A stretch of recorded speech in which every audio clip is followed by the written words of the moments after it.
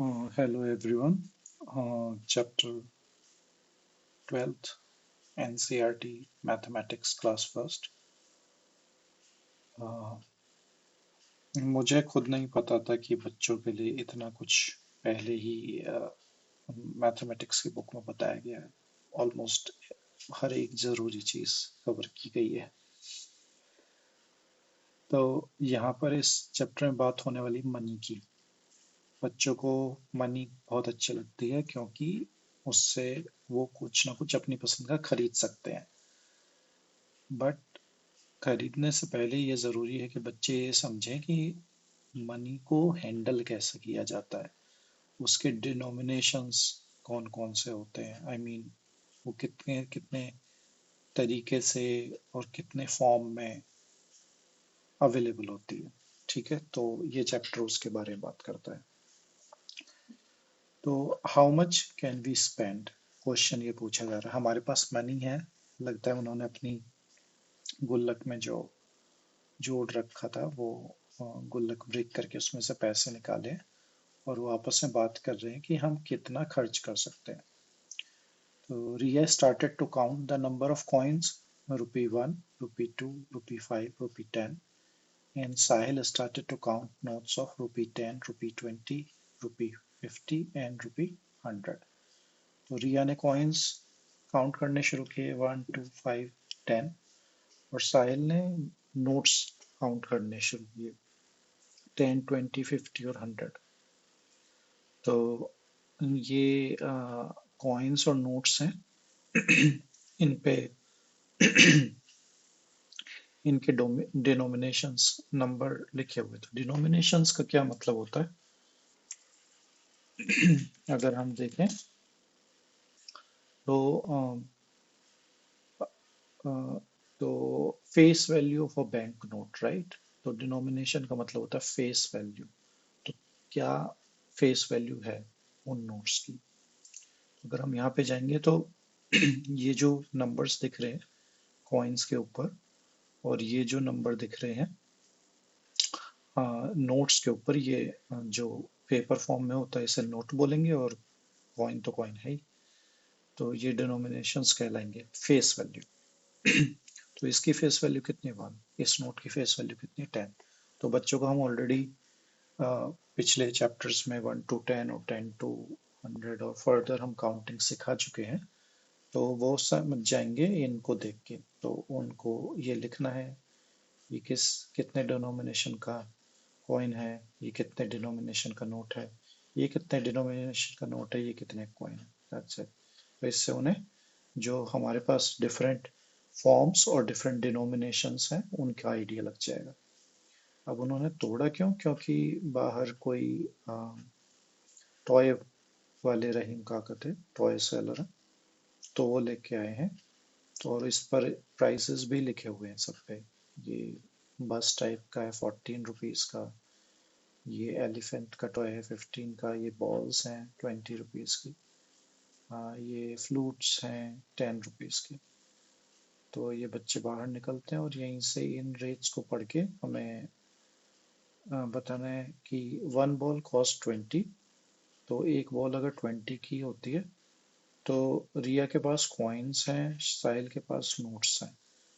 तो रिया गिव्स, यहाँ पे क्वेश्चन मार्क है, आपसे पूछा जा रहा है कितने कॉइन्स 5 रुपए के 20 रुपीज की बॉल लेने के लिए। साहिल को कितने नोट देने पड़े 10 रुपए के बॉल लेने के लिए 20 रुपीज की। तो यहाँ पे क्या करेंगे बच्चों, 5 को आपको कितनी बार ऐड करना है जो 20 बन जाए, राइट। ये एक्सरसाइज हम पहले ही कर चुके हैं। या और जितनी बार हम ऐड करना है उतनी बार को हम मल्टीप्लाई भी कर सकते हैं, राइट। तो 5 + 5 10 + 5 15 + 5 20। तो 4 टाइम्स हमें ऐड करना पड़ा।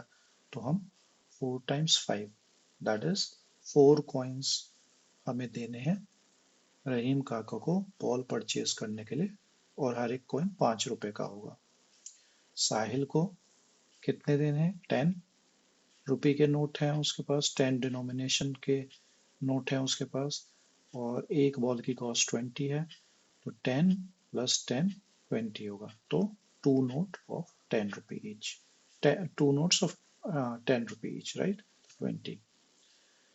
Name the toys you can buy for 10, तो यहाँ पे देखो कौन सी ऐसे टॉय है जो कि 10 रुपीज में परचेज कर सकते हैं। ये फ्लूट है, ये कर सकते हैं। Name the toys you can buy for 20, तो 20 में 20 वाला भी बाय कर सकते हैं और 20 से कम वाला भी बाय कर सकते हैं, राइट? 20 में हम कोई सा भी टॉय, एक टॉय कोई सा भी, या दो फ्लूट, या एक टॉय बाकी में से कोई सा भी हम बाय कर सकते हैं। तो बच्चों को ये एक्सरसाइज अगर कहीं पे कुछ लेने जाए तो ये कराई जा सकती है। बच्चों, late kids handle 20 rupee note and 50 rupee note like this. If the cost of a car is 14 and Ria has 10 with her, how much more money does she need to buy the car? अगर car की जो price है वो 14 है और रिया के पास 10 ही है, तो रिया को कितने और रुपए चाहिए उस कार को परचेज करने के लिए? तो सिंपल सब्सट्रैक्शन का क्वेश्चन है ये। Riya and Sahil together have 30 rupees. Write the name of the toys which they can buy. रिया और साहिल दोनों को मिला के 30 रुपीज है, तो वो कौन कौन से टॉय परचेज कर सकते हैं? तो वो या तो एक कार और एक एलिफेंट, या एक एलिफेंट और एक फ्लूट, या एक फ्लूट एक बॉल। इस तरीके से काफी सारे कॉम्बिनेशन इसमें बन सकते हैं। तो बच्चों को ये कॉम्बिनेशन बनाना भी, और जो भी उन्हें पसंद हो उन्हें अपनी पसंद का कॉम्बिनेशन, और अगर ओवरशूट करे प्राइस तो उन्हें बताओ कि इतना ओवरशूट हो रहा है। अगर बचा सकते हैं कि अगर तुम अपना टॉय भी ले लोगे और उसके बाद भी कुछ सेव कर पाओगे, तो भी वो चीज़ बताई जा सकती है। तो बहुत अच्छी एक्सरसाइज है। Find the total amount and tick correct option. तो ये डिनोमिनेशंस के कॉइन्स दिखाए गए हैं और पूछा गया है कि ये टोटल अमाउंट कितना है, राइट? एक 1 का कॉइन है, दूसरा 1 का कॉइन है और एक 5 का कॉइन। तो ये टोटल मिलके कितना मनी हुआ हमारे पास? 7। फिर एक 10 रुपी का नोट है, और ये थोड़ा हमें बड़ा करना पड़ेगा। 2 रुपी का कॉइन है, 2 रुपी का एक और कॉइन है, और तीसरा कॉइन भी 2 रुपी का है। तो 3 2 रुपी के कॉइन है और एक 10 रुपी का नोट है। तो 10 प्लस 2 12 प्लस 2 14 प्लस 2 16। ऐसे ही अलग अलग डोमेन है, 3 कॉइन्स 5 के, 2 कॉइन्स 2 के, तो आप बताना, ठीक है? प्ले करने के लिए छोटे में एक वो आता था, बिजनेस करके एक गेम आता था, उसके अंदर कॉइन्स और नोट्स के बच्चों वाले वर्जन मिलते थे। वो लाके बच्चों को खेलने के लिए कह सकते हैं कि या फिर वो खुद घर में भी पेपर से अपने करेंसी नोट्स और कार्डबोर्ड के सर्कल कट करके उसके कॉइन्स बना के एक शॉपिंग वाला गेम खेल सकते हैं। तो वो खिला सकते हैं, कोई शॉपकीपर बन जाएगा, कुछ अपने पास कुछ चीजें टॉय रख लेगा और बाकी बच्चे उससे परचेज करेंगे, पे करेंगे डिफरेंट कॉम्बिनेशंस में। तो अच्छी एक्सरसाइज है, गेम का गेम, और खिलाते खिलाते पढ़ाना, पढ़ाते पढ़ाते खिलाना। तो fill or draw the amount of different combination using the given currency। तो ये जो करेंसी हमें दी गई है, इनके डिफरेंट कॉम्बिनेशन बना के डिफरेंट डिफरेंट अमाउंट कैसे हम बना सकते हैं। 20 के लिए 10 का एक नोट, 2 5 के कॉइन्स, या 10 के 2 नोट्स, या 2 रुपी के 5 कॉइन और एक 10 का नोट।